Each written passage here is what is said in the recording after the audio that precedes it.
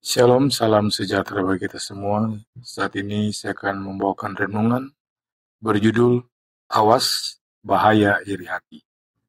Bacaan Alkitab terdapat di dalam 1 Korintus pasal 3 ayat 3 yang berkata, "Jika di antara kamu ada iri hati dan perselisihan, bukankah hal itu menunjukkan bahwa kamu manusia duniawi dan bahwa kamu hidup secara manusiawi?" Saudara-saudara yang Kristus kasihi, Paulus, Rasul Kristus, menegur jemaat di Korintus agar mereka tidak berlaku seperti bayi rohani, di mana masih ada iri hati dan perselisihan. Iri hati dan perselisihan adalah virus berbahaya dalam kehidupan gereja. Iri hati dan perselisihanlah yang membuat gereja terpecah-pecah. Iri hati timbul dimulai dari kita sesama rekan sepelayanan. Barangkali kita iri hati melihat pelayanan teman kita di gereja begitu berhasil dan maju. Atau kita terkadang iri tatkala melihat orang lain diberkati secara melimpah dan sebagainya. Akibatnya, kita menjadi orang yang mudah menggerutu, yang akhirnya menciptakan permusuhan, perselisihan, serta perpecahan. Adakah hati kita saat ini sedang dikuasai iri hati? Mengapa kita iri dengan orang lain? Karena tersaingi dengan orang lainkah? Suka membanding-bandingkan diri kita dengan orang lainkah?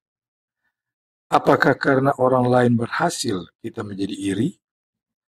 Apakah karena kita melihat orang lain diberkati secara melimpah, lantas hati kita menjadi panas merasa tersaingi? Saudara-saudara, hanya orang-orang yang rendah hati dan selalu bersyukur pada Tuhan yang bisa menjadikan hatinya baik. Barangkali kita sudah bertobat, melayani serta mengiring Tuhan sekian tahun lamanya, akan tetapi Tuhan tidak sekedar melihat pelayanan kita. Ia jauh melihat serta mengenal hati kita. Oleh sebab itu, jagalah hati kita. Jangan sampai hati kita tercemar karena iri hati. Tidak ada gunanya kita iri hati dengan rekan sepelayanan kita di gereja yang sudah berhasil.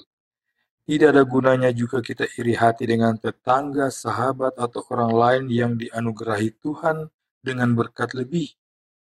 Iri hati menandakan bahwa kita masih menjadi manusia lama, manusia duniawi. Marilah belajar menjadi orang yang selalu bersyukur dan menjadi rendah hati agar iri hati tersingkir dari hati kita. Tuhan Yesus memberkati kita semua. Amin.